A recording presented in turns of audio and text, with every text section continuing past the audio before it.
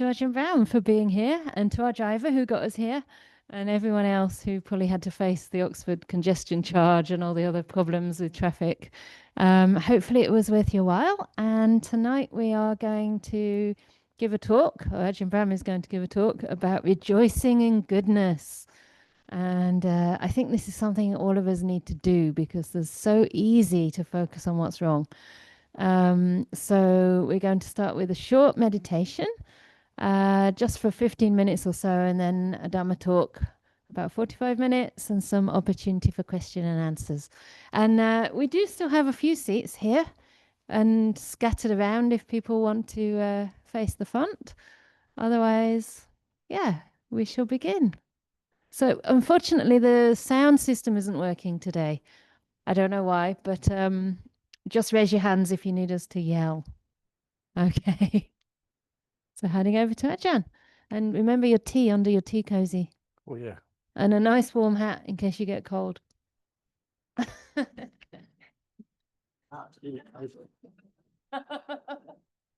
Nice.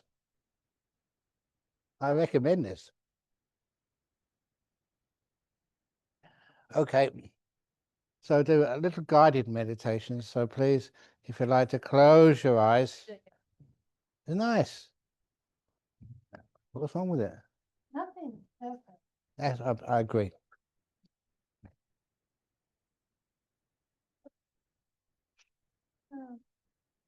You can, if you have these kind of hats, you can go like this when you meditate. It's really good. Helpful. Okay.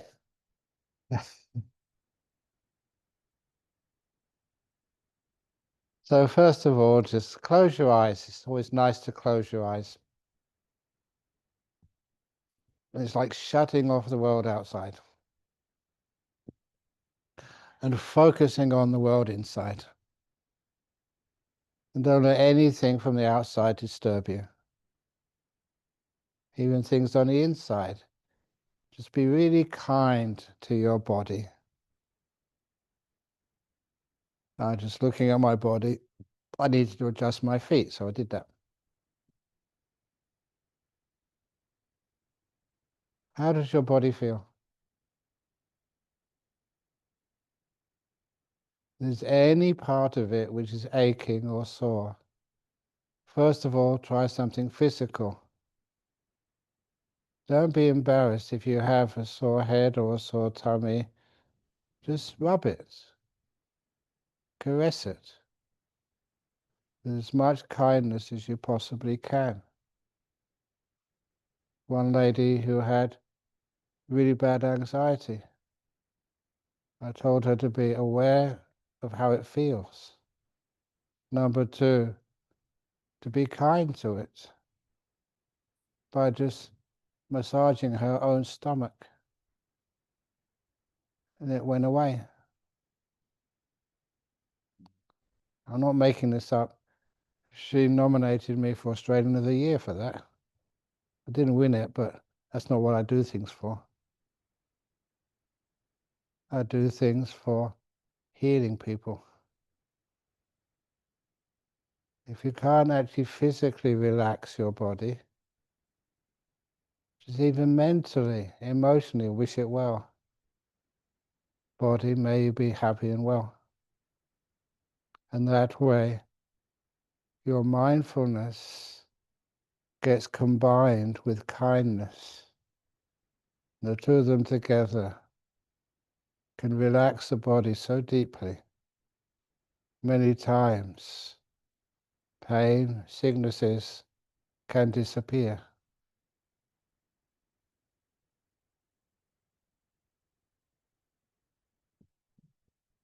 And after you relax your body, relax your mind. All the future, no matter what it's going to be, it hasn't happened yet. All the past, I'll mention this later on. We just choose the past. We interpret it. So if you can remember goodness, the only things which come into your mind are the happy memories. that allows you to relax. It means the past and future can all disappear. Just right here in this moment. Not trying to prove anything, not trying to impress anybody, just relaxing and being. How does that feel?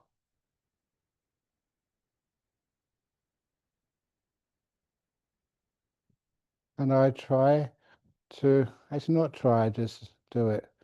Let go of all descriptions or words and go into the emotional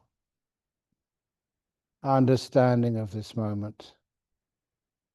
Learning to be at peace, to be kind, and to let go of any problems at all.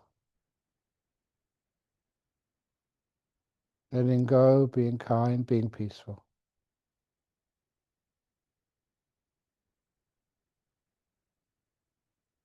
And you feel what that does for your mind. See how deeply it can go close to stillness. Retaining the kindness, gentleness, and peace. I'm going to be quiet now. When the time comes, I'll let you know.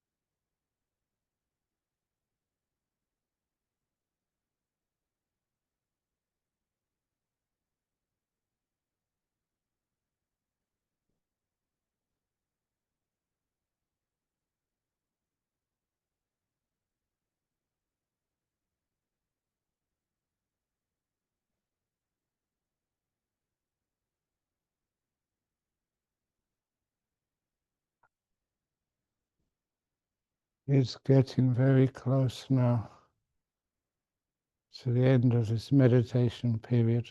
Only 15 minutes. Before you open your eyes, can you please inquire how you feel? Not with words, but how emotionally you feel. And then ask why. What was the cause of any peace?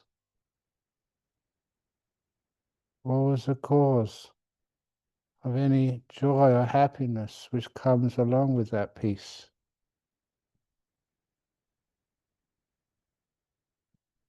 This is always the best way of getting goodness into one's life and sharing it with others.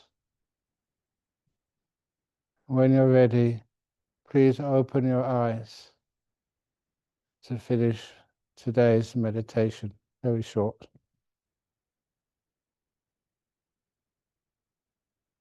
Thank you. Okay.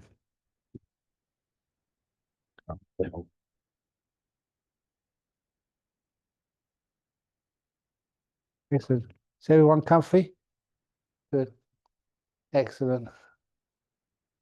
Again, nice to see you all. And the subject of this talk is how to put some goodness in your life. There's many levels of this because many of us have got what we call the fault-finding mind, always looking at things and finding difficulties with them. A lot of times there is no difficulty with them.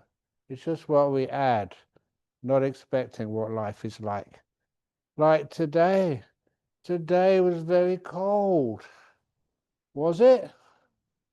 No, it should have been colder, so we had some snow. It's been years since I've seen snow. Is this working okay? Yeah, good. Yeah, I know, but as long as it's recorded. If you can't hear, you're very lucky. You can just carry on meditating.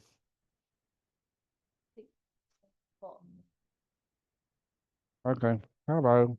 You need to be exposed. Sorry about that. Please come in. You're welcome.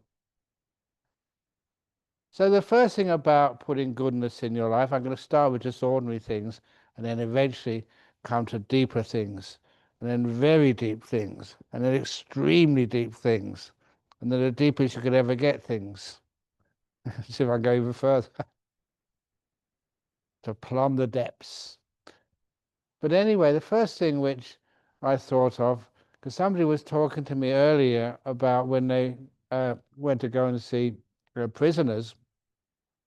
Sometimes people who are in jail, why do they go to jail? Why can't they enjoy the time in jail?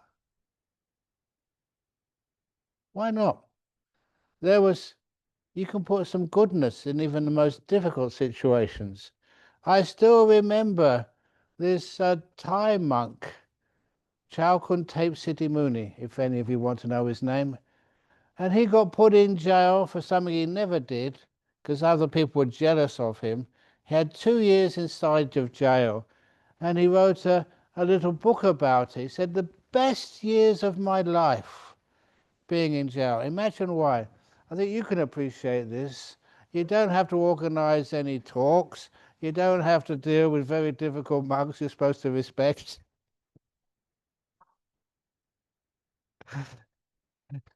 You don't have to worry about organizing retreats and stuff. Just have a nice, easy life. So he said for 2 years when he was in jail, he had nothing to do. And anyway, being in jail as a monk or as a nun, what's the difference in your little room? You don't go anywhere. Even like being in a cell. That's what we're supposed to be as monks, be in a cell. Live very simply. Just have a little food every day and no contact with the world. So being in a cell in a monastery or being a cell in a prison, what's the difference? In fact, being a cell in a prison, I have more seclusion. And if I really want to go on a retreat, a very long, deep retreat, just punch a prison officer, very gentle, of course, because you're a monk, and you go in solitary. I love going. I actually went in solitary for 6 months when I was a monk, not as a prisoner. I enjoyed that to the max. I never saw a human being or talked to them for 6 months. It's a great way of actually getting some peace and calm and goodness inside your mind. It was a great time. It was like a holiday. Do you go on holidays? If you go on holidays, where do you go on holiday? Where would you like to go? Oh my goodness, going on holiday is really busy. You have to do so many things. You're going to get visas and air tickets, and the air tickets are always delayed, or you can't actually get your luggage. It all gets lost, or you get frisked as if you were as a smuggling all sorts of stuff. And so it's not very easy, is it? Just going on a holiday by going overseas. But if you just go into a nice monastery and go on retreat, you have nothing to worry about. You really do get away from it all. You have a nice peaceful time. And the food is brought to you. You don't have to worry about anything. The past and the future all disappear. You have a wonderful time in the present moment. It's so easy. People should go on retreats rather than going on cruise lines. Do you like to go on a cruise line somewhere and just go and visit some amazing person? No, of course you don't. All you see is the sea. You can see that on a video. Sometimes people ask you, have you seen some of these wonderful sights in the world, like Niagara Falls? I did go to Niagara Falls once in 1969. You can test it out for yourself on the internet. That year, Niagara Falls was dry. No water went over it at all. It was turned off. You check it out, it's true. Niagara Falls, no water going over it. They were repairing something or other. So if you want to see a waterfall, just go in your shower and turn it on. That's a fall. Same thing, it's just different size, that's all. If you want to see a wall, just go to one of the cottages here in Oxford and look at the wall which surrounds it. Same thing as the Great Wall of China is the Great Wall of Oxford. Called Long Wall Street. Long Wall Street. Okay, that's good enough. So what else do you want to see in this world? Just forget about it. Instead, just find some peace. That's the best thing to explore. In the peace, you get far more joy and happiness, far more goodness. Don't you ever want to get away from it all? I see lots of people, they go on a holiday, they go say, get away from it all. They don't get away from it all. You get more stupid people you go and camp with, or have a holiday with, or go to the beach with. You don't get away from it at all. You just see more people. Isn't it much better to learn how to be peaceful, to be free, and to be really happy? So anyway, in this prison I went to, just to teach, one of the guys was getting very, very miserable, and so I had to teach him how to put some goodness in his life. He said, I don't have any goodness. I'm in jail for many years. I said, that doesn't matter. See the good side of being in jail. He said, there isn't a good side. I said, of course there is. You're a good person. He said, no, I'm not. Yes, you are. Okay, challenge. So I said, get out a piece of paper, line down the center. On the left side, put all the bad things you've done last week. And he got out the pen and filled it all really quickly. He said, it's very easy to remember all the bad things he's done. Okay, other side of the piece of paper, all the good things you've done. And he said, I can't fill that out at all. I haven't done any good things all week. So that's impossible. No, it's not. You don't know me. I'm a bad person. I don't do good things. I said, yes, you do. He said, no, I don't. So then I asked some of his friends in jail, what good thing has this guy done today? And they answered straight away. I'll always remember this. He fed the cat. Put that down. Oh, that's nothing. Of course, it's a lot. Put it down. Fed the cat a saucer of milk. How many people have you fed a cat today? Fed a dog, that's good enough. Fed a monk, yeah, fed a monk, that's also good. Feeding a monk is just like feeding a cat or feeding a dog. We always accept it, and we're always very happy afterwards, even if it causes us stomach ache. We'll never let you know that. But anyway, we enjoy it. When you actually enjoy the generosity, the kindness of people, someone getting me a nice cup of tea, which I haven't drunk, probably get too cold before I can drink it. But nevertheless, um, to celebrate the little goodnesses in life. So I said, look, that's a brilliant thing you've done. Fed the cat. Is that the first time you fed the cat? Oh, no, no, I gave it, also I gave it a nice pat and a little stroke. It's a wonderful thing. Put that down too. And once he put one or two things down, it was amazing. I didn't even need to ask afterwards. He put so many other things down. And once he started going, he filled out the right-hand side of the page so easily.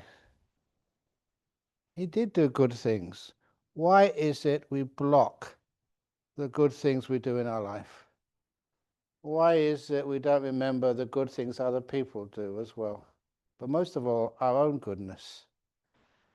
Remember the bad things you've done. What bad things have you done today? Can you answer me that?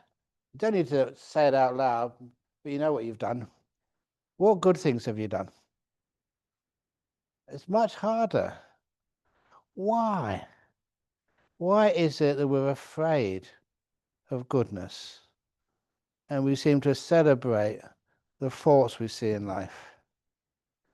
Look, let's stay with the government. Why are you laughing? You know, the government aren't evil people. They're just like you and I. We try to do our best. And a lot of times, the things we do wrong, we always get criticized for. It's a tough job being in government. And if I often say this, no matter who you are, what you're doing, too much criticism does not make us better, makes us worse. It's a really, really, really tough job. Not as tough as being an abbot. Abbot is actually a male word, like the head monk. You know what the female equivalent of that is? I'm going to say it anyway. It's not abbot, abyss. Is that true? The female form of abbot, abyss. Abyss, yeah. That's why we don't use that word. So a lot of times when we find fault, we have an unbalanced mind. People are trying to do the best. Okay, I'm going to say this. I've had the interesting experience of meeting quite a few heads of state. It's part of my job being a senior monk in Australia. And one of those people which I saw being a senior monk was the then president of Sri Lanka, Mahinda Rajapaksa. He did some very bad things, but he also tried to do some good things as well. And the first time I saw him, he was honest with me, and he really impressed me. He just got up in the morning, and he was serving me the dana, the food for breakfast. And he said to me, looked at me, and he said, "I'm a failure." And that caught my attention. Have you heard sort of senior politicians, presidents saying they were a failure? Because I was a monk and was alone, he said, "I'm a failure." He joined politics to try and find a solution, a non-violent solution to the trouble with the Tamil Tigers. This is what he told me. He said he failed. And when somebody says something like that, you can kind of feel some of the pressure they have in a job like that. And actually to always criticize those politicians rather than giving them some forgiveness and some goodness. I used to be, I was born in this country, and this was quite a positive country when I was really young. We just try and do our best and have some forgiveness and not criticize people too much, especially politicians. Honestly, how many of you would like to be a politician? That's one of the reasons why we get such a low, I shouldn't say this, but you know what I mean. It's because it's not a job which people aspire towards. It's not, it's not inspiring. All the best kind of people with really good ideas, who really want to work hard, end up doing something else. If we had a bit more goodness in society, not just praise people just, because it's going to be in our financial interest, because praise people because they really are good people. Have you met good people before? Really good people sacrifice themselves, really work hard for others. A lot of times you don't know them. They're not doing it for personal gain or for popularity. They're doing it because it's something which needs to be done and they can do it. It's wonderful when they do things like that.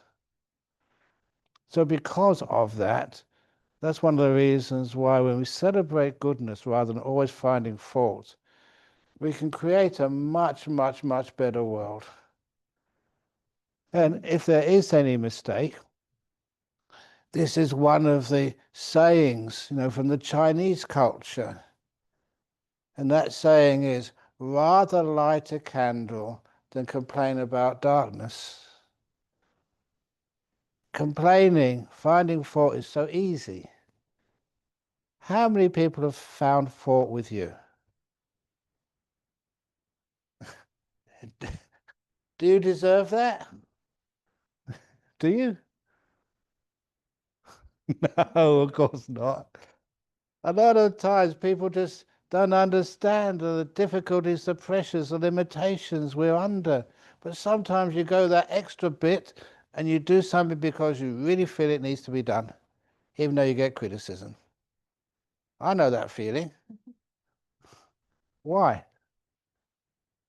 Because I started the ordination for women as Theravada bhikkhunis.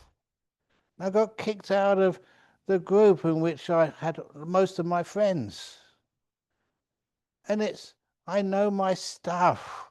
I'm not just give jokes or, meditation. I know my sort of Buddhist Vinaya. I used to be the expert on it before I taught others. I know the rules. And this is not breaking any rule at all. This is totally acceptable, totally what the Buddha wanted to do. Why find fault with that? Isn't it a beautiful thing to do? I'm very happy that I've done that. Sometimes I kind of wonder, because I do many funeral services in my life. What happens at funerals? At funerals, do people get up to do these, they call them eulogies, when they come up and say, oh, the terrible things which your auntie did before she passed away? No one ever does that. Why? Because it's not really helpful. Instead, I'm being honest with you now, I love going to funeral services because I hear all the inspiring things, which some of these people, I've never seen them, or never really know them, their family life, and how much they worked and how much they sacrificed to get their family sort of alive. And some of these, because the Buddhist community, especially over in Australia, came from so many different countries, and I love hearing their stories. Not just the Buddhist, actually, one of the Buddhist community came over to Australia in a boat. After the turmoil in Southeast Asia. And the first person he saw in the boat, he was so happy to see them as he came close to the shore of Western Australia. Two fishermen, Aussie fishermen, and they shouted out at him, "Welcome to Australia, mate. Have a beer." It's not the best Buddhist welcome, but it was heartfelt. This is what people said. Welcome to Australia, have a beer. Is that what the government officials say when migrants land in UK? So what happened? He came into Australia, he worked hard, did very well, and he spent two seasons or two stints as the governor of South Australia. That's how much he was respected and democratically elected to be the governor of that state. And he was a Buddhist from Vietnam. So good on him, as they say over in Australia. These are sort of examples which show when you're welcomed. Okay, and are you finding fault with me now? The kindness is something which is beautiful. And it's wonderful when we're kind to people, and they legitimately were in really big trouble in those days. So anyway, that's a sort of thing which goodness actually creates. When you actually turn people away, you're not including them. It can be refugees today. It can be gays, lesbians, transgenders. It can be people who are different than I am. People who don't look the same as I do for whatever reason. There's something kind of wrong with that. That's why, as a Buddhist, I would love to be inclusive wherever I can. The only reason why not just supporting bhikkhunis, females as being fully ordained Buddhist monastics, and still have to defend that, which is crazy. And the only reason I did that, then once you started that growing, that's putting goodness in the world. It's not just thinking about it or writing a book about it, it's actually doing something. The next thing which I remember was after giving a talk at one place over in Perth, this man came up and he said to me, looked straight at me, and he said, religions have been very cruel to gay people. And the way he said that, I've never, ever, ever forgotten that. He was maybe in his 50s or 60s. I said, not Buddhism. I'm not going to allow that. And that's one of the reasons why everybody is welcome. Not just gays, obviously, lesbians, transgenders, whoever you are. Welcome. And isn't it your experience as well? I'd rather have a person who was gay, transgender, lesbian, or whatever, who are really good people. You get to know them, they're kind. I'm heterosexual. I was heterosexual. Now I'm, I suppose, non-sexual or whatever sexual because I'm a monk. I've been a monk for 51 years now. So what do I know about that subject? But nevertheless, being inclusive is beautiful. That's one of the reasons why, whoever you are, welcome. How does that feel, that goodness of someone being respected? And that's also one reason why one of the other stories which really impressed me was a story which was not from a Buddhist sutta, which was from Oscar Wilde, not Oscar Wilde, sorry, was from the Russian Tolstoy, yeah. His Emperor's Three Questions. This really impressed me because number one, it was not sort of some leader of the religion which I respected. It was from outside, see things from a different perspective. This little story was written by Leo Tolstoy and published in a little book with many other short stories to raise money for the Jewish community at that time in Russia, which was really being discriminated against. And the story was about an emperor who he was fed up with ordinary religions, always arguing, fighting, trying to say who's the best, and not cooperating with one another. Have you seen religious leaders cooperating?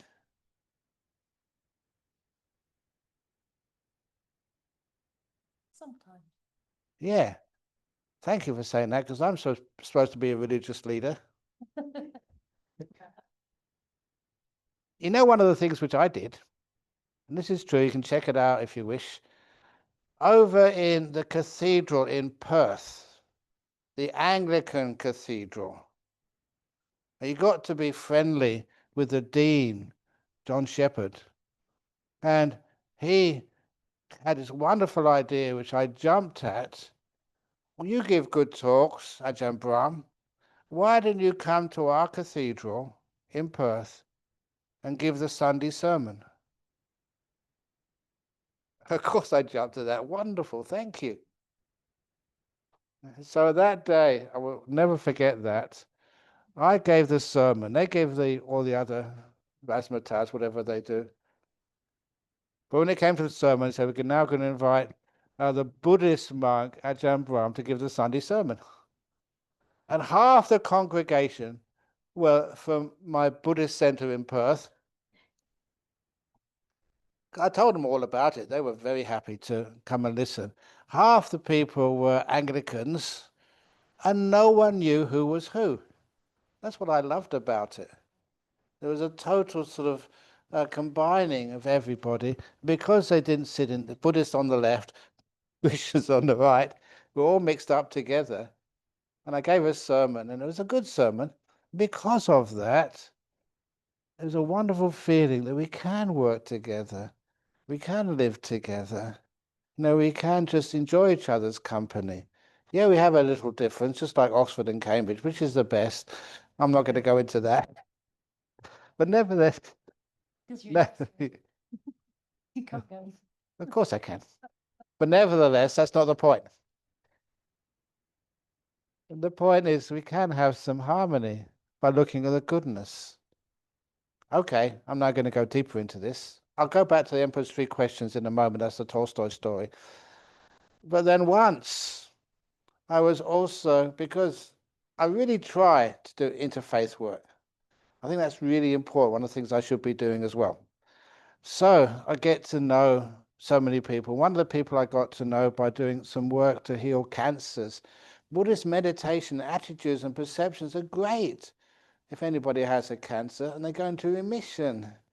There's many stories about that, which I'm not going to go into that story now, because otherwise I've only got 45, another 20 minutes. I better.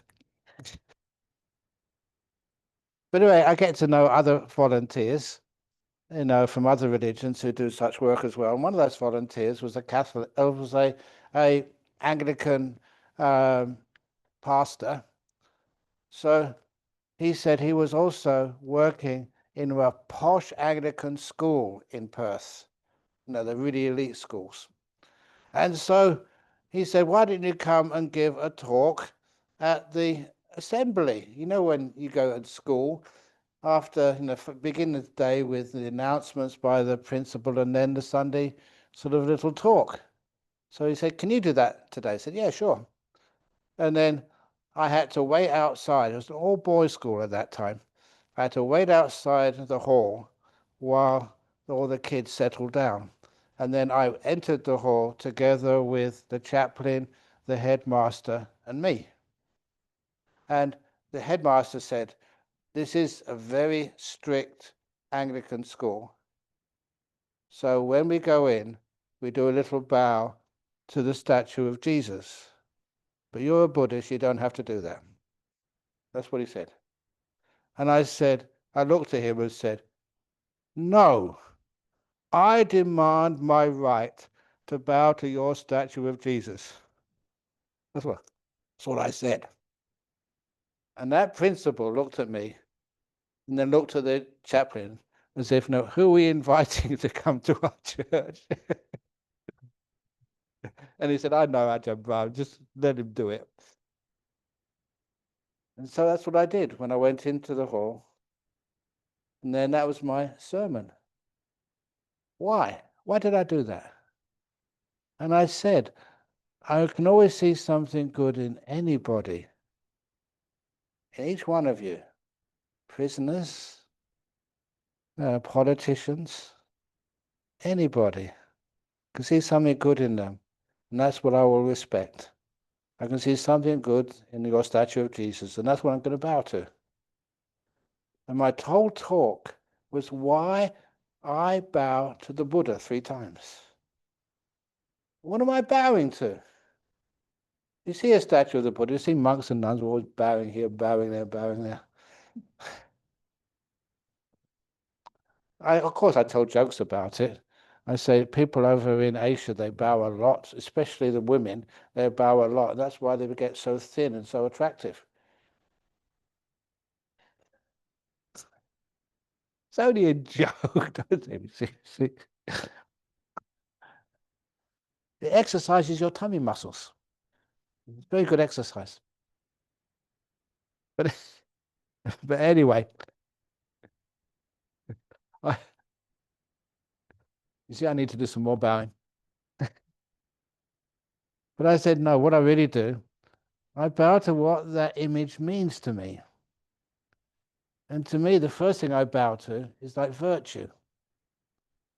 All the time in my life, I've been a monk for 51 years now. And I love virtue. I respect it so much. Even simple things. If I say I'm going to come here today, I will come here. I'll do everything I can to make sure I keep my promises. Virtuous, I hope I'm trustworthy, that I don't sort of say one thing and do another. Virtue is something which says that these inspiring things in life are real, they can be done, and they are being done. The virtuous things, like supporting a nuns' monastery over in Oxford. I don't need to do that. I've got my own monastery, and that's enough work for 2 people. Sorry, at least, yeah. So what am I doing? Sort of helping other monasteries? Of course I will. What are you doing by just, if there's a way I can serve, I will. Why that virtue? Because that gives me so much happiness. And it's a way of spreading happiness in the world. And whenever, because I'm a Buddhist, you know all the story about the Buddha. And that was such a virtuous lifestyle. And that's why I'm impressed by it. That's my first bow. I put my head down to the virtue of a Buddha. When you put your head down and virtue goes up above you, it's a gesture of paying immense respect. So my first bow will be to virtue. And my second bow is to stillness, peace. Isn't peace important?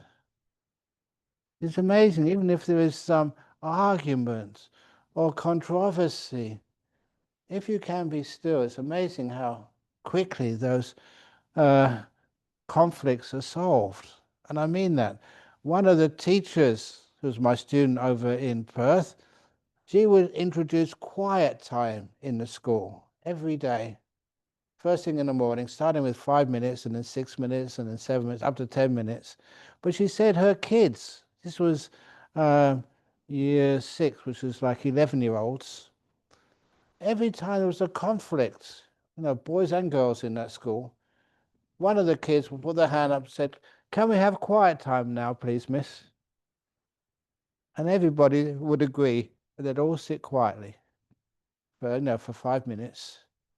And then after that, the problem was actually solved. That people could time to reflect on what they had just done. And they called it quiet time, not meditation, because it was a very strong Christian area. And I remember talking to the principal of that school, and the principal said I get lots of the parents come to complain. This teacher is teaching our kids meditation. And he said, no, it's quiet time. It's the same thing. And the teacher said, the principal said, I don't care, but look at your kids. This is some of the best results at the end of the year I've ever had. I've seen this. I'm a Christian myself. I go to church, said the principal, but it works. So he defended her to the hilt. And that was a wonderful example of what happens when people can actually just stop for 5 minutes, have quiet time. I thought I'd try and introduce that. in the parliaments of the world, in the Sri Lankan parliament, the British parliament, Australian parliament. Would that work? You bet it would. But anyhow, that quiet time. So stillness or peace is so important, not just as what we hope to have in our life, but how we get there. It's amazing if there's any big argument somewhere. Quiet time, please. If everybody sat quietly, they'll be reflecting on how they feel. And they soon find out that when they know how it hurts not to be peaceful, not to be at peace with your friends or the person sitting next to you, how much that is terrible. That's why peace becomes important. And it's not just peaceful existence together. It's just what it does to you in your heart. Peace, the stillness which happens in meditation, automatically gives you a huge boost of happiness. It's a wonderful thing to experience. And I say this, I don't mind saying it, even just recently. I'm a very busy monk, but during our rains retreat, this is during the summertime in UK, wintertime over in, that's not right, is it? No, yeah, the usually July to August, September, October, I usually have my own retreat. I don't teach anybody. I just stay in my hut in solitude. I have a cave. Cave's a great place to stay in and meditate in. You don't hear anything. So I was in my cave. Usually I go in there for 2 weeks. This year I got a big bonus. 1 month of solitary retreat. You don't know how beautiful that is. I do this also because I just want to make sure that all the other work and travel which I do, make sure it's not affecting the meditation. So you go in there and you really, so I tell the monks, I bliss out and really get some really beautiful bliss. And this was some of the most beautiful happiness I've experienced in years. I don't mind confessing that. I'm not saying I'm a great meditator. I'm just saying just what happens when you know how to meditate and you can let go. Just the quality, it was just delicious. So, am I interesting you? That's what happens. And for those of you who think, Ajahn Brahm, you're getting attached to happiness, absolutely no. This is what the Buddha told you to do. They call it when you're meditating, breathing in and breathing out, developing, they call it piti sukha, happiness and joy. And it gets really intense, the best happiness and joy you've ever had in your life, even when you're really sick. This is really weird.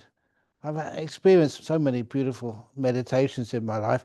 Once, when I had scrub typhus in a really bad hospital in Ubon, Ratchathani, over in Thailand, about 45 years ago.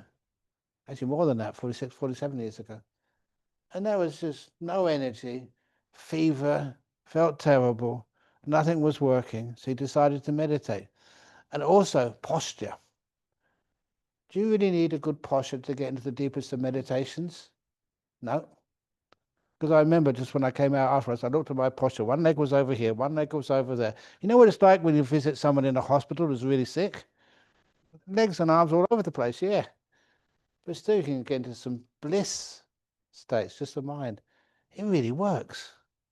That's why, honestly, this putting goodness into life, it's amazing when you can do it, how you can do it, and how beautiful that is when you find some peace. You develop that peace, make it really, really deep. So that's why I worship peace. Personal, with others, and just in life. Imagine if Oxford was really peaceful. If when you wanted to go somewhere, other people would let you in. A very peaceful, refined community. So that's why I worship peace. That's my second bow, always to peace. My third bow is to compassion, to kindness. That's the other thing which I really love, which inspires me. You know, when you see someone who's they're going the extra mile, not more than a mile, they just go to the end of the universe, you know, for you. Have you ever seen people do that for you or for someone else? Oh, that just really makes your heart sort of just that life is worthwhile. One of those things which I saw early on in my monastic life, when I came over to Australia, there was one refugee there for some reason or another. The rest of her family was sent over to Oregon in the US, and she ended up alone in Perth. And after a little while, she was Laotian, a Laotian refugee. She found out that her mum over in the United States was really sick, was actually dying. Do you love your mums? Of course you do. And if you find out that they're that sick, you drop everything you did to actually go visit her, to be with her for that last, few days of her life. And she came because, I'm a Buddhist monk. She came like for counseling. And she said, look, I don't know what to do. My mum is dying over in the US and I haven't got enough money. I'm a refugee. I haven't got any money to go and visit her. What should I do? As a monk, you've got all these rules and you don't have any money and you can't just get any money out of the box. That's stealing. So I was trying to sort of console her. And as I was consoling her, and she was saying more and more about the situation she was in, a refugee, her mum was dying. It was real. She had no money to get an airfare. There was another lady visiting, just tidying up. She was a nurse. She couldn't work because she'd had some injury on her back and it was still being investigated. And I knew her. She didn't have much money. But then she opened her bag, took out her not credit cards, didn't have those in those days. It was her checkbook. She signed a check without putting any limit on it. No numbers, just signed it, a blank check, and gave it to this lady. Go and buy a ticket and go see your mum. I don't know how she could ever afford that. She managed to afford it somehow. Have you ever given a blank check to somebody? Just whatever you need to get over to see your mum. That's really important. That was one of the most compassionate and kind acts I've ever seen. I knew both people. I knew what it meant. And managed to survive somehow. That's what I call compassion and kindness. Not just little bits, but just someone really needs it. And you just give whatever. I try to do my best for whatever I can do. Sometimes I'm a bit careful, when you feel that Anukampa needs a bit more of a boost. Trying to, I've got to be careful because it's got to be legal also. I wish you had some more loopholes for compassion in the law. Honestly, I do. How can I get some funds? Don't need it in a monastery. Can bring it over here or something. There's so many regulations and laws. But nevertheless, you try and do your very best to make sure that a good thing is get support. So those become the three emperor's questions, the three um, Tolstoy's. Sorry? Yeah. No, what not emperor's question, was it? In the three bows, I just. The three bows. Okay, the three bows. Yes, thank you. Tolstoy. Yeah, before I do the Tolstoy, the three bows. This is what I told this. What's it called? The head, not the chaplain, the Pastor. not the pastor, the headmaster. Past it. Headmaster. The headmaster of this school said, that's why I bow to a Buddha. That's why I can see something good in your statue of Christ. That's what I bow to. And he was so impressed. He said, can I arrange a visit to anyone in the school who wants to come to your monastery? Just for a visit. So they arranged a couple of buses and he came as well. He came first of all. The principal came and I took him inside our big hall. You've seen that, Tao. over in Bodhayana Monastery, the big Buddha statue in there. He took off his shoes, and together the two of us bow 3 times to the Buddha. And I was really pleased. He was a senior Christian, and he didn't mind bowing to the Buddha because he was bowing to what he saw in that statue. Not just a piece of metal, but virtue, peace, compassion. Those are sorts of things which I really like, how we can actually take something and create this reverence for what really is deserving of reverence. Is there anything wrong with bowing to virtue, to peace, to compassion, realizing how important it is in our life? That's how we recognize goodness, and how we put goodness into our life.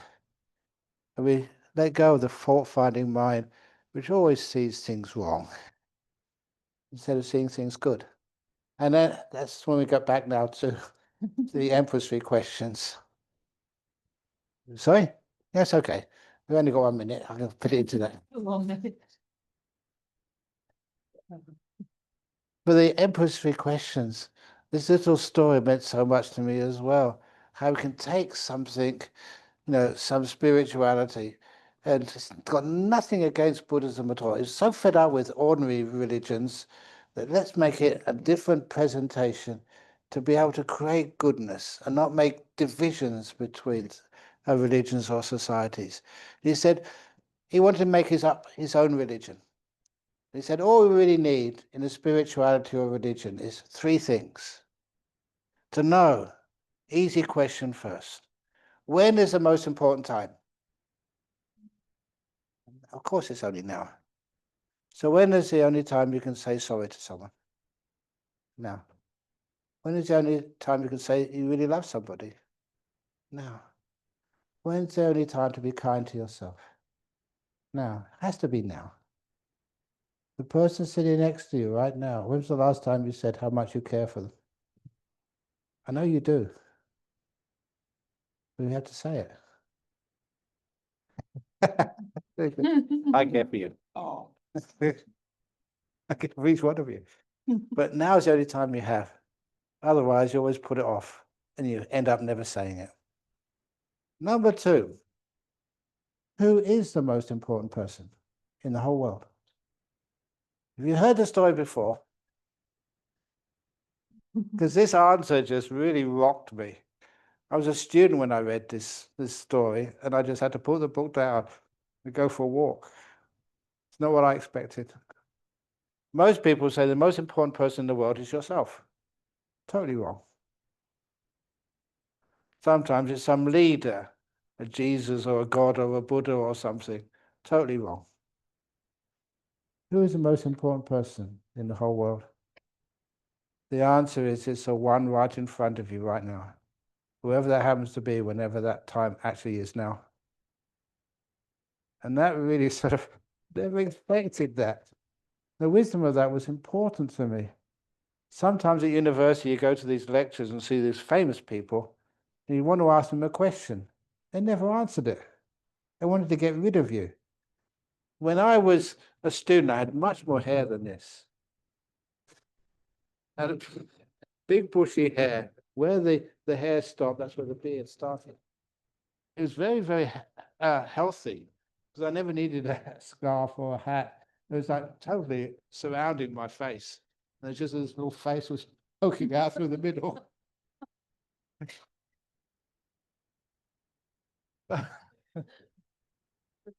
But because of that, really famous lecturers never ever wanted to spend time with you.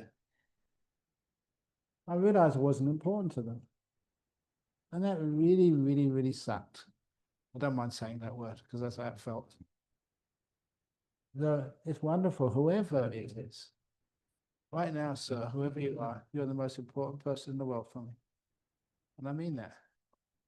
That's how you communicate. When you ask a question, does anybody ever really listen to you? I think you know what I mean. My job, that's really important. I can communicate with people. That's the biggest trick. Not really a trick, the biggest attitude. What's the most important thing to do when you're looking at someone and the most important person in the world to you? To be kind. Just to be kind. Keep it simple. And then just see how that kindness works out. Sometimes you get into really interesting situations when you're dealing with people who have got sorts of emotional, psychological, physical problems in their life. I'm not trained as a psychologist, a psychiatrist, a doctor, or anything. I don't know how to be kind. Be kind to you too. So that's the most important, to be kind to somebody and then see how that kindness works out. You've got the Emperor's 3 questions, which I really try hard to practice. Who's the most important person? One right in front of you, whoever that happens to be.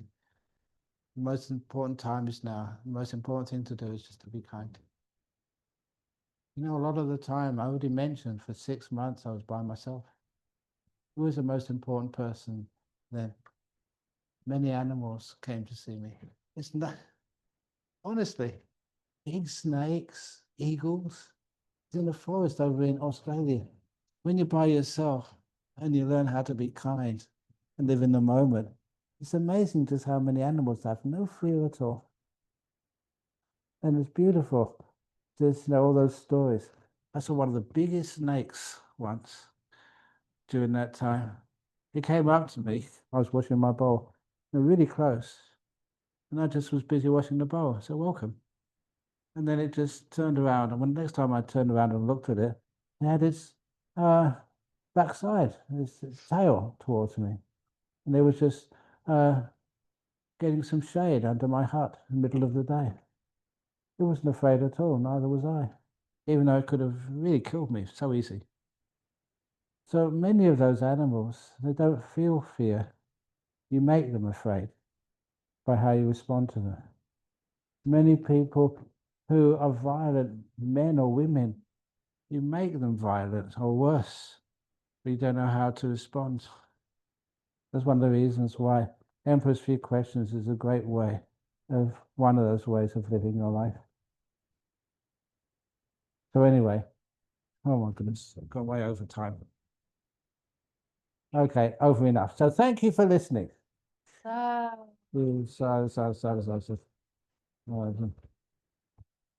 what does that mean, sadhu?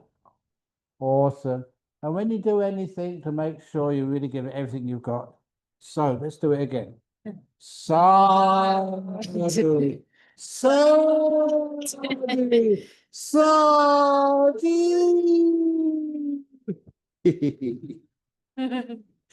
That was the warm up for the questions. Yeah, okay, yeah. So, yeah, we can take some questions from the room now. So, if anyone would like to ask, please get going. And yeah, just raise your hand and we'll come to you. Okay, so Yeah. starting here. So, I practice being kind to my staff, and I've been bullied as a result because they've confused kindness with weakness. How would you suggest I should deal with that? Remember to be kind to oneself as well. Okay. And sometimes you've been trying to be kind to other people. This is your staff, you were saying, and you just get bullied instead. They confuse that with weakness. Instead, remember to be kind to yourself as well. It's just like when I do any marriage ceremonies. I look at the groom and the bride, and I look at the bride first, and I say, now you're a married woman. You're not sort of alone anymore. You can't go thinking of yourself anymore. And then I look at the groom. You're now married. You must not think of yourself. They all agree. And then looking at the groom, I said, and also because you're a married man now, you mustn't think of your wife. And I look at the wife and said, you're a married woman now. You must not think of him. And I love it when I say things like that. They'll get confused. And they also, I look at the relations of the two people I just married, and they look really confused. Who on earth is this guy we've got to do the marriage blessing for our people we love? And then I say that now you're married, you must not think of yourself, you mustn't think of your partner, you must only think of us. The third option. That's where we get in trouble because we're kind to our staff, we're not kind to ourselves. It's all about us, not about her or him or the boss and the workers. It's about us. If you put that us rather than him, her, if you've got a family, a lovely daughter like Kalia over there, it's not about Kalia. Did I pronounce that right? Your daughter, Kalia, yeah. It's not just about Kalia. It's not just not just about the dad or the mum. It's always will always be about us. And when you include everybody, then you actually get the solutions. So please, never about you, never about your staff, always about us. Tell them that story. See if it works. If not, you can sue me.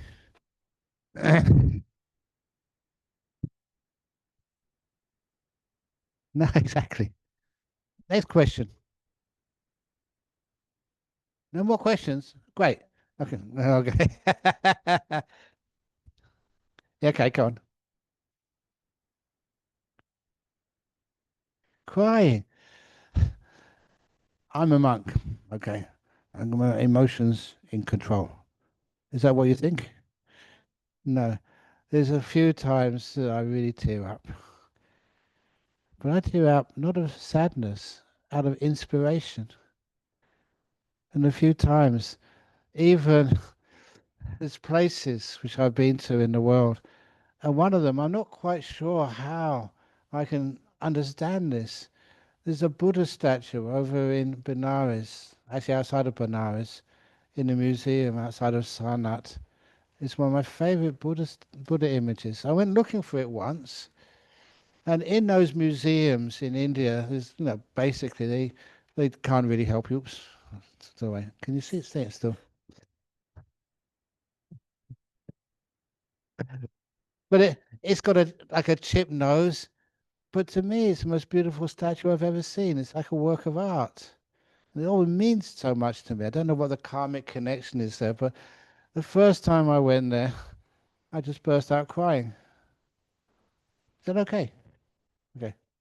I didn't know why. It just happened. And then the next time I went there was with some disciples, a whole tour group. And I told them, look, I'm going to cry when I turn the corner. I try not to, but just that's the last time that happened to me, and I can't stop it. I turned the corner to the end of the gallery is this beautiful statue, and I burst out crying again. It was just automatic reaction. I just cannot stop it, and it's beautiful crying. And then the third time I went there, I had all the tissues in my pocket ready, and I turned the corner, and then and renovations had a big tarpaulin over it, and I really felt disappointed. It taught me a big lesson.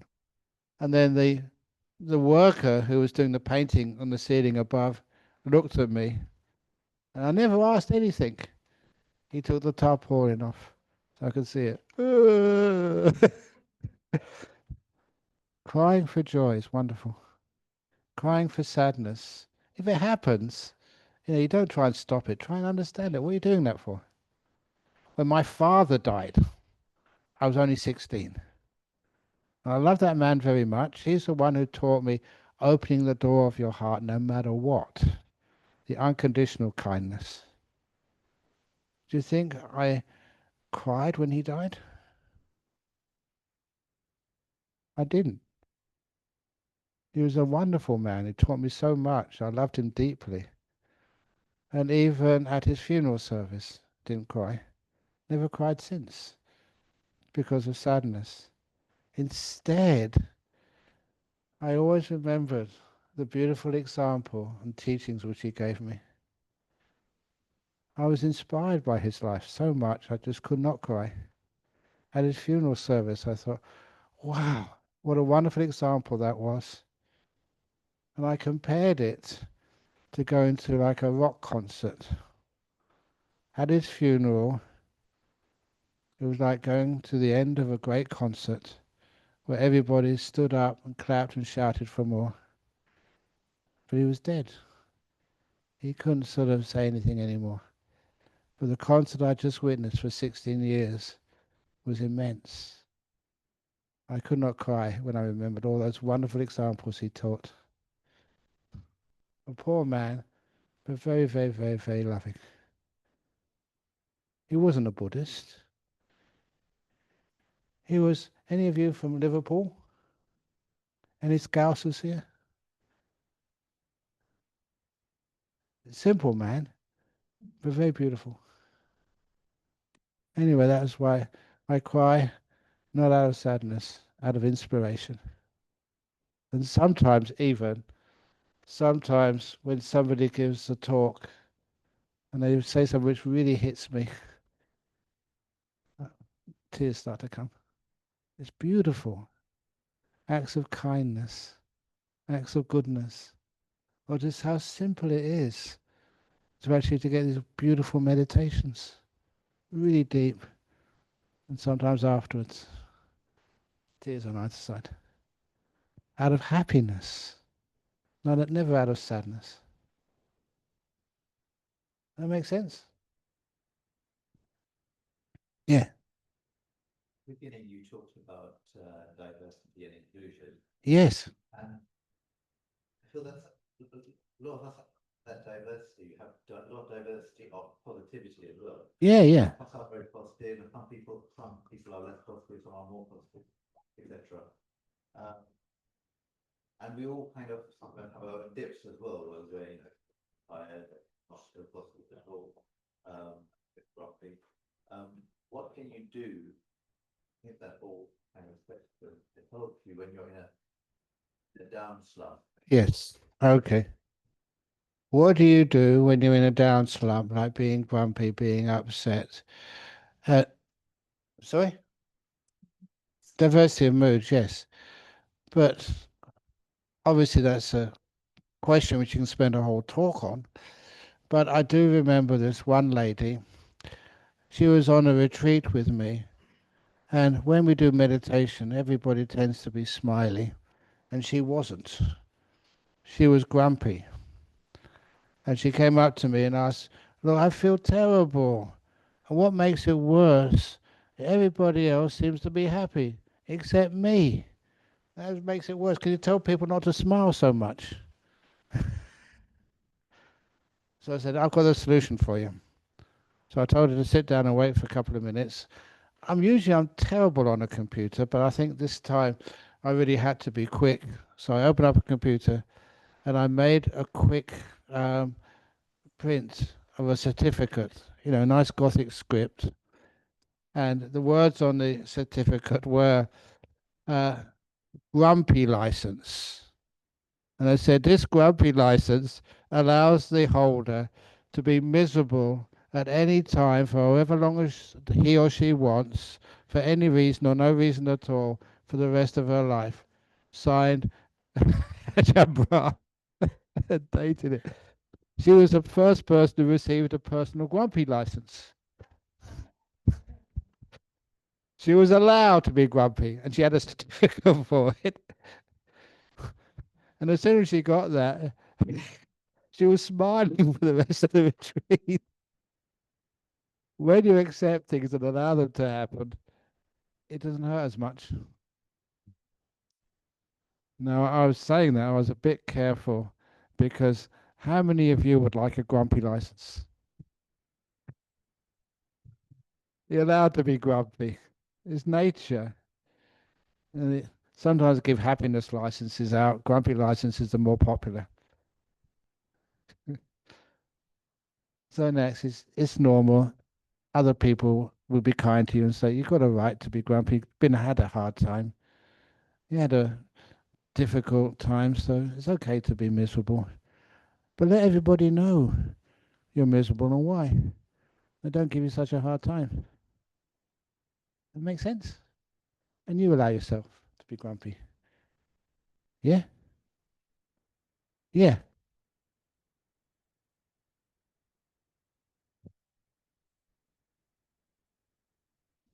Oh yeah.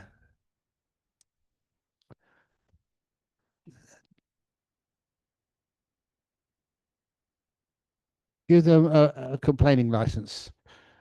For the rest of your life, you'll have to complain. Then they don't complain so much.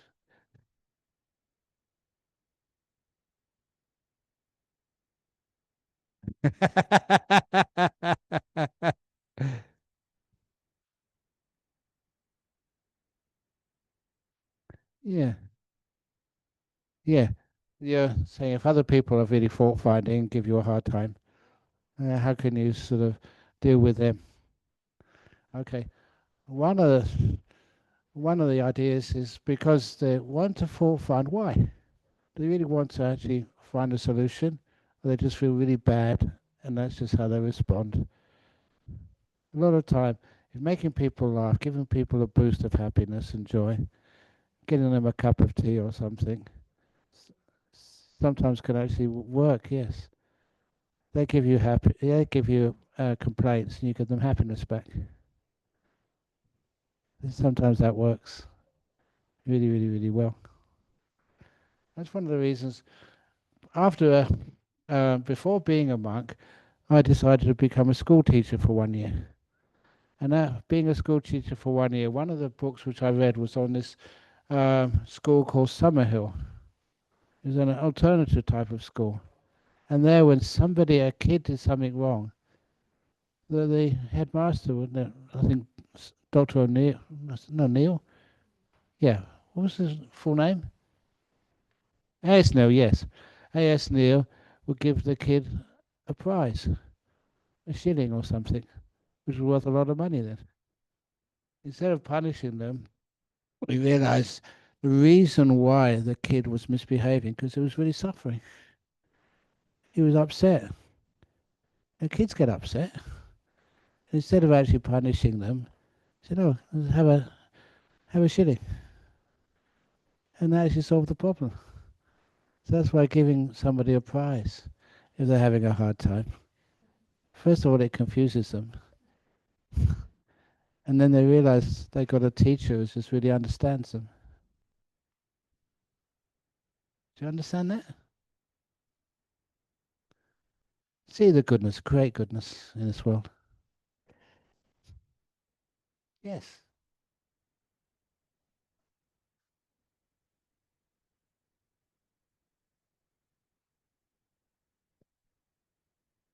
Yeah.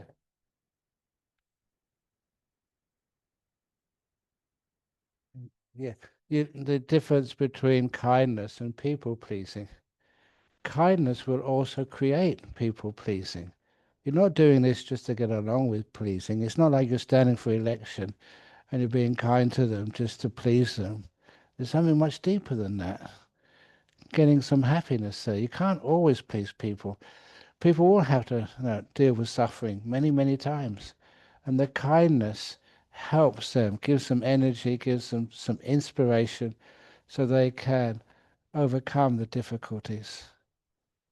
Of course, it pleases everybody afterwards, not just other people. It pleases you as well. It's one of the greatest happinesses which monks and nuns get as well, is when we see somebody else actually benefiting from the advice you've given them or from some food you've given them. Like a good example of that, I was traveling through Singapore airport, just minding my own business as usual, and then this lady was tossing and turning on a bench trying to get some sleep, and she was having a lot of difficulty. I had a pair of these eye masks, to use when you're sleeping. So I stopped and I just gave it to her. Well, like an eye mask. She'd never seen me before. She accepted it was only an eye mask. And I walked on. But I remember that sort of little gift. It's very rare that a monk can actually give someone a gift. But if I can, you always will. It's beautiful when people accept it and you realize that that really helped them. So she could put it on and go to sleep. Small thing. It's not people pleasing. I'm not looking for more disciples. Actually, I'm in big trouble with more disciples. I got last range retreat, 31 monks and one nun. No, it's 31 plus you. Or was now anyway. We've got too many monks. Yeah, but you people in England have stolen my nun. No, it's good. So basically, when it comes to monks, you don't need any more. So you've got plenty of people coming to your talks and to your temples. I don't know what to do. I have to learn how to not to be so kind. Of course, I can never do that. See what happens afterwards. We still need more nuns. Yeah, nuns are really important. And one of the things which is happening, what's happening on Saturday, tomorrow? Yeah. It's taking the first step of becoming a fully ordained nun, becoming a novice nun, wearing brown, happening 3 p.m. Oh, it'll be online, won't it? Online, yeah. Yeah, tomorrow. It's beautiful. What did you say this expects an earthquake tomorrow? No, just because all the heavenly beings will be so excited in Oxford. Yeah.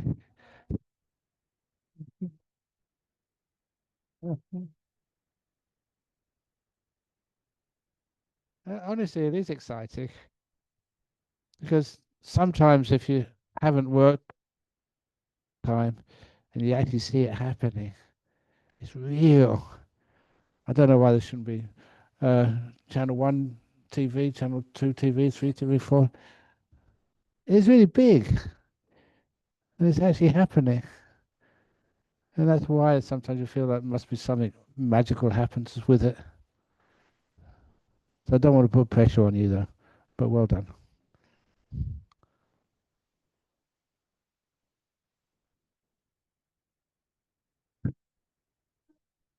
Yeah. Go for one here. This is seems to be a discussion that's happening on live stream, all about gaming and how gaming is kind of becoming addictive for kids.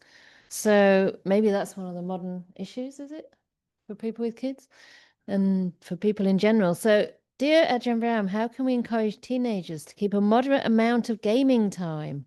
I'm sure you know all about that, Ajahn. Gaming. For example, these computer games, like video games. Yeah. What's the price? A maximum of 1 hour a day and help them to learn to focus, study deeply, and think clearly. Because basically, people's attention spans, they're saying, are getting shorter and shorter, and people are getting hooked on games. So, Okay, first of all, I mean, what's the price for a game? Why isn't it we can't tell all kids whether they play games or not games, they're valued? They don't have to be someone who beats some monster or something to be worthwhile. So value yourself. And parents especially, tell your kids how much you love them and how much they're valued, no matter what they ever do. Don't find fault with them. Just praise them for even small things which they do. And if you keep praising them for small things they do, they don't need the gaming. So they have a mum and dad who can love them and hug them and kiss them and just really, really, really look after them. And they feel they're just worthwhile, full human beings by getting the love of their parents and their grandparents too. It's nice actually seeing the interaction between grandparents and their grandkids. It's one of the best. So please let your children go and hang out with your grandparents. That's really the best. My grandma would always, every time I went to her house, she'd always peel a potato, fry it, and make me some chips. She caught hell from my mum. My mum said, "You know, you're meaning my own son, me, won't want much dinner today, which I've spent so much time cooking for him." My grandma would say, "Look, I am your mum. So I'm going to tell you what to do. If my grandson wants chips, he gets chips every time." and you can't criticize me for that. That's how I remember my grandma. There's lots and lots and lots and lots of love. There is also something addictive about these games. So how do people cope with that? Because people's brains are still developing when they're young, and then these games come in, kind of intoxicate them. Why? So how do we? The only thing which I know is the fact that the people can actually win. The intoxication of winning and getting some praise. Does that make any sense to you? Again, I'm just talking way beyond my experience here. But even why people will play a sport in order to win. And eventually you can't keep on winning. Why do people cheat at sport? Grown-ups. Why do people pay so much money for sports? It's absolutely crazy. I used to like soccer when I was a kid. And I was very, very fortunate. My team kept on losing. If they kept on winning, I'm not sure if I'd have still become a monk. Yeah, I would have. You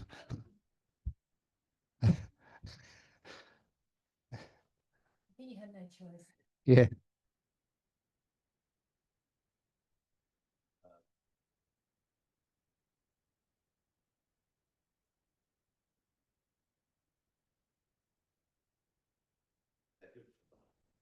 And we kind of go a bit too far.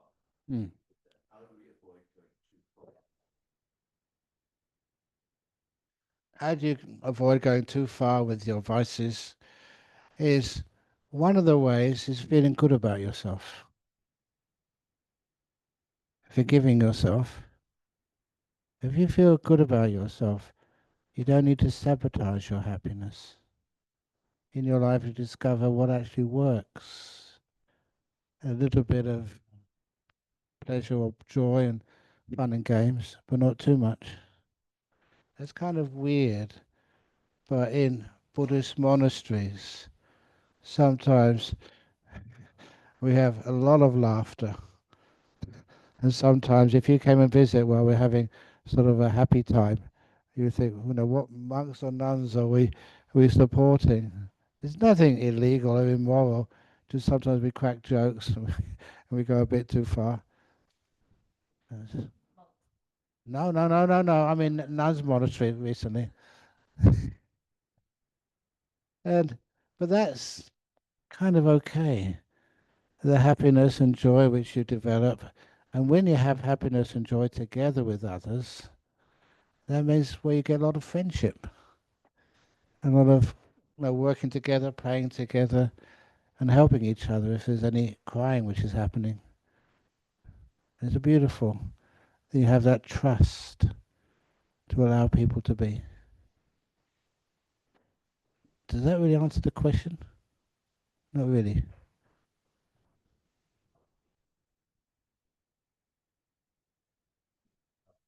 Too much. What was the code enough? Tune-ups. Oh, cashew nuts. Yeah. Oh, yeah. If you like cashews too much, or anything too much, a lot of times, you do find if you keep on eating it, it's not delicious anymore.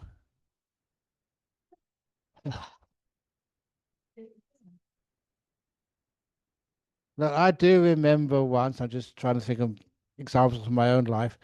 The once I told some people in this monastery in the north of Thailand I really liked fried bananas. And one day that's all they gave me. I had a whole bowl full of food. We eat out of the bowls, full of fried bananas, nothing else, no rice, no other fruit, nothing, just fried bananas. And I thought, wow, my lucky day. And so I ate as much as I could. I was really sick. And that was the end of that craving for a while. Mm, mm. So just experiment, see what happens if you have just cashew nuts all day. And family also are great. They can make jokes about you, Mr. Cashew. Okay, that's your job. Make fun of him. If he tells you off, say, well, Ajahn Brahm told me to. It's not my fault, Dad. Okay, yeah. The live stream. They're all talking about getting lucky. So they did get lucky. Right. So this might bring out a personal story. Okay, go on. Ajahn Brahm, is it possible to feel enlightened, but then it disappears months later or even moments later? Yes, it is, but it's not really enlightened. You get tricked. Sometimes people want to become enlightened. A good example of that was this lady over in the north of Thailand. She was Malaysian, and she was asking this very, very, very holy monk, Ajahn Tate. I respected him an enormous amount. She said, I got so peaceful in meditation. It was the fourth jhana, wasn't it? And he kept saying, no, no, no. So she had another meeting with him, another meeting, another meeting. She was one of his major donors. Another meeting. After so many meetings, when he said no, there once he said, ugh. That's all he said, ugh. And then she came along and told everybody, he's confirmed it. It really was. He said, ugh. She wanted that so much. That's why. And 10 times saying no, one time saying, she interpreted that as must be confirmed. A lot of times, what people want, if you want it too much, of course, you will always distort reality to fit what you want. Remember things like deep meditation, wisdom, certainly stages of enlightenment. That's where all the wanting vanishes. That's why I mentioned that story today about in the Dharna Sala, that's where we eat, but at Jhana Grove Retreat Centre, opposite our monastery, there is a cartoon. I love cartoons because they're very profound. And this cartoon had a person coming to see this holy nun, I said. I also said, to get out of trouble. There's a placard, I want happiness. It was very miserable.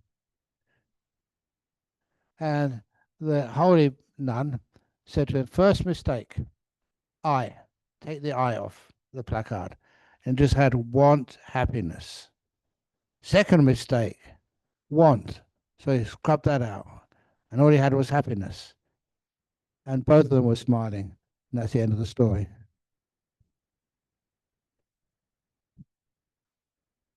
You see, I want is the opposite of enlightenment.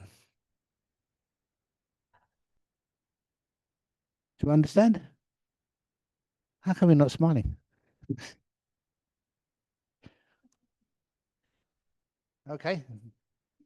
Time for one more question. So it's a competition between live and live. Go on. Okay, but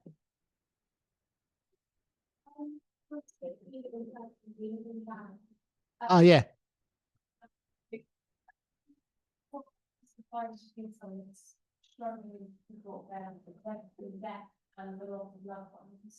You never put advice for people struggle with loss of life, loss of loved ones, and with death. You know, a lot of times, because as a Buddhist we believe you come back again anyway, that death is not the end. So if a person's having a difficult time, it's a great opportunity to let them go. You, you can't keep them. And also, oh, that person in front of you. Oh, your dad, yeah.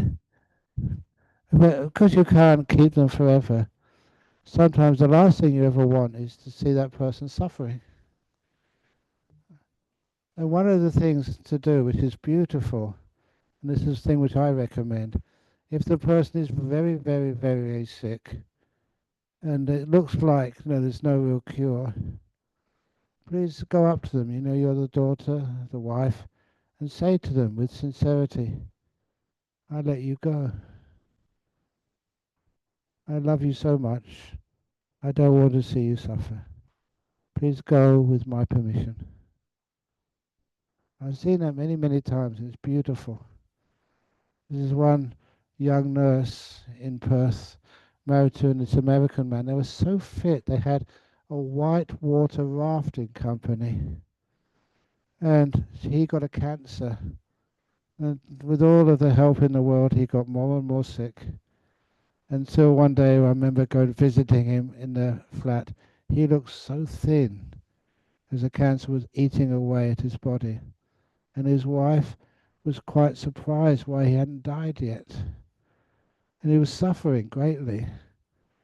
And she asked me, why hasn't he died? And I asked her, have you given him permission to die yet? She got it straight away. She never answered. She jumped on the bed and she put her arms around her husband, so thin and fragile now. I give you permission to die. I love you. It's okay. He died that night. It's beautiful. There's another case of this monk who was really, really, really, really sick. He had two types of uh, typhus, two strains at the same time. He got rid of those, but was so weak. And then one day, someone went up to him and said, on behalf of all the people who've been looking after you, I give you permission to die. And he wept. He'd been trying so hard. All these people have been really struggling and sacrificing to look after him. They'd given him so much. The last thing he ever wanted to do was to die on them. It was like, rejecting their kindness. When he was given permission to die, he started to get better. Trying to get better, overcome the sickness, was actually hindering his recovery. So giving people permission to die, let nature take its course. You never lose out. And it's something quite beautiful. If you really love them, yeah, I really miss you. But look, I know it's not going to work to try and keep you here forever. So please know you're going with our love. Does that make sense? Okay, thank you. Okay, give me permission to die? Is that what you mean? Wonder. Okay. Okay. So we wind up. Okay, yeah. The usual advertising at the end of the show. No. No, encouraging community, yes. I am here because we have someone like Ayachandra who's worked her butt off. No, you have, haven't you? Trying to get this nun's ordination. It's okay to actually to ordain someone as a bhikkhuni or as a seminary, but oops, but then what do you do? Okay, but then what do you do? You can't just uh, if if any of you want a kid, you give birth to something. Is that it? You got to look after them and let them grow and make sure they become really inspired people who can really help in the world. So that's very similar to what we do with ordaining somebody. That means we look after them. And honestly, you see them grow. And after a while, that's kind of our nun. Many years ago, the BBC did a documentary about Buddhist monasteries over in Thailand. And they made this very brilliant observation. Your monastery is like your soccer team. You're so interested in the captain, in the coach,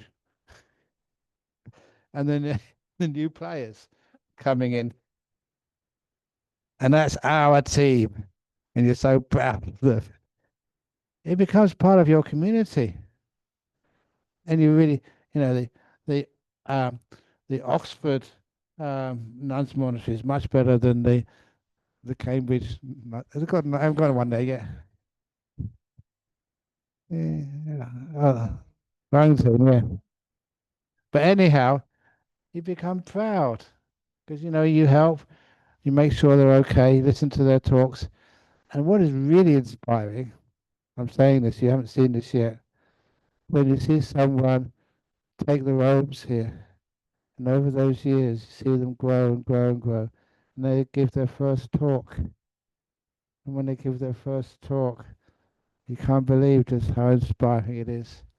Then they become a teacher in their own right. You help with that. That'll give you so much joy and happiness, as it does with me. All these people which I've been involved in the ordination, like you, and those other monks, which are big monks now, I get so inspired by that.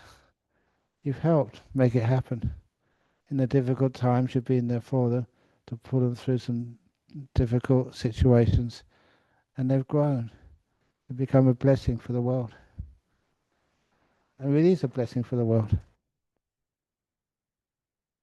So it's not putting pressure on you, but often it works. And some of the people over in Perth, they've seen this happen, and wow, they get so proud of, that's my nun. It's like a family. And sometimes now, some of the people I've seen for years and years and years, like you in the back over there, Kalia's parents haven't seen you for a while. I was over in Hong Kong where I first met you, and you were having a difficult time, first of all, because of your parents didn't really approve too much of your marriage. But then you got married, you had a nice kid. And first of all, I can't resist this story. Yeah, yeah, no. Quickly, they wanted to become pregnant. Eventually, you became pregnant, and you were so excited. I gave you so many blessings. And then you actually sent an email, wasn't it, or a fax or something? You're saying that a checkup and there was no heartbeat in the baby in the womb, and you felt so disappointed. My goodness, I gave you a huge amount of chancing then. Really gave it, put it on the line. And then you sent this nice, lovely email back. Found a heartbeat. Yeah, and that's the result over there, little Carlia. How old is she now? 11. Welcome to 11 years of age. Double figures. Well done. Okay. All right. Yeah. So thank you so much, Ajahn, for this really moving talk. And I think there's a lot of wisdom in there for us to kind of apply in our lives. And thanks also for coming every year to support what we're doing here, because the result of, all this care and all the, the efforts that you're making over the years is basically to keep on spreading the Dhamma. And you only get great teachers, you only get enlightened people in this world by creating conditions for that to happen. So we can, of course, lament that a lot of the great elders are now passing away, but there are more people to come. Recently, I went to a Tibetan temple in London, and there was a lot of talk about how to preserve the teachings of the great lamas from Tibet, which is a very worthwhile thing to do. But I made the point that there are these great lamas, but in a sense, they're a thing of the past. They lived in a country that was very isolated from the rest of the world. And, at that time, maybe they had a lot of time to meditate. But it's not the case that only people in the past could get enlightened. We talk about enlightenment so casually. We don't know if these people are enlightened or not. But what we do know is that we all have the capacity to reach full enlightenment. In other words, to completely disappear and end suffering. All of us, right? Whoever has taken a human birth and whoever has the opportunity to hear the Dhamma and to practice the Dhamma has that opportunity to gain full enlightenment, full freedom from suffering. So we really need to focus on creating conditions for all people, women, non-binary people, transgender people, as well as men, to lead the spiritual life to the best of their potential. And for some women, like myself, it's been a calling since I was young, since I first did my retreat in I think 1996 was my first meditation retreat. And I knew that this was my path. But it still took 10 years to have an opportunity to ordain, like literally just meditating, serving, and looking for that chance, like preparing myself, getting ready for that opportunity. And it still took 10 years because there was nowhere available for me to ordain. So after about maybe 8 years in robes, finally, again, I came to a kind of standstill because there was no opportunity for me to continue in the monastery I was in. And then I came across Ajahn Brahm and his teachings, which went straight My to fault. spot. And I could feel that there was something very real about the teachings, that they were coming from a place of experience. And at that time, I was living in Myanmar, but it was enough to kind of send me searching for you to guide my practice from there on. And at that time, I knew nothing about bhikkhuni ordination. I was living as a Burmese nun. But when I heard that this teacher, who I already had a lot of confidence in, supported bhikkhuni ordination, that was when I thought, oh, so it is possible and it is a good thing. So that gave me the faith, actually. It was first the Dhamma, and then knowing that you were supporting bhikkhunis that made me realize, wow, this is actually important and it's possible today. So again, it took many years of leaving Burma and trying to find a chance to get to Australia, finding a place in Australia to take the full ordination. By now, I'd been practicing, I don't know, at least 20 years. So it was not a short journey. And when you asked me to come over here in 2015, it sort of sounded a bit like a joke because it seemed so impossible and kind of so unrealistic in a way. But I also felt like, out of gratitude to you as my teacher, and also knowing the difficulties that women like myself had had, I kind of thought, if I don't do this, I'm going to regret it. I'm always going to think, what if I had tried? You know, how will I ever know that it couldn't have worked? Maybe there's a chance to really serve. And it's been very, very tough. Had I known how tough, there's no way I'd have done it. But I have to say, Ajahn Brahm, and I knew you'd be there every step of the way, and you have been always through all the most difficult times. You know, sometimes calling you weekly and just in tears, like, I don't think I can continue. But there was always this kind of sense that it's such a good thing to do. So doing something worthwhile isn't always easy. About the tears, you know, tears aren't always bad. But sometimes we have to be able to go through those difficulties to do something really worthwhile. And kind of this is where we've come to now after many, many years. It's been 10 years since we started the charity to get to the point of having a monastery in Boars Hill, which you're all very welcome to visit, not all at once, but bit by bit. And to get to tomorrow, which is the first actual ordination. I have 2 anagarikas at the moment. And you know, we have space for more over time, but it's hard to get to the point where you're ready to ordain, to renounce the use of money and to live as an alms mendicant. And it takes a lot of courage and a lot of conditions as well. So I just want to thank everybody here for helping create those conditions by your practice, by your support, by coming to events like this. And yeah, some of you are locals of the monastery, so you come often. We have trustees here.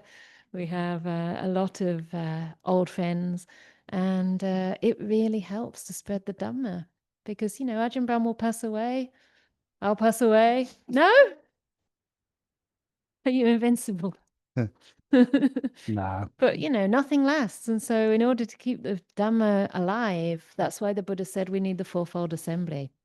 People of every gender, of every background, every race, every neurodiversity, or, you know, as much diversity as we can, so that we're representing you and the Dhamma is alive. So yeah, if you want to learn more about what we're doing, you can find information outside. I think you're going to be there to let them know. And yeah, and we hope to see you sometime soon. So thank you very much for coming, and maybe we can have 3 more big sadhus to end the evening. Sadhu, sadhu, sadhu.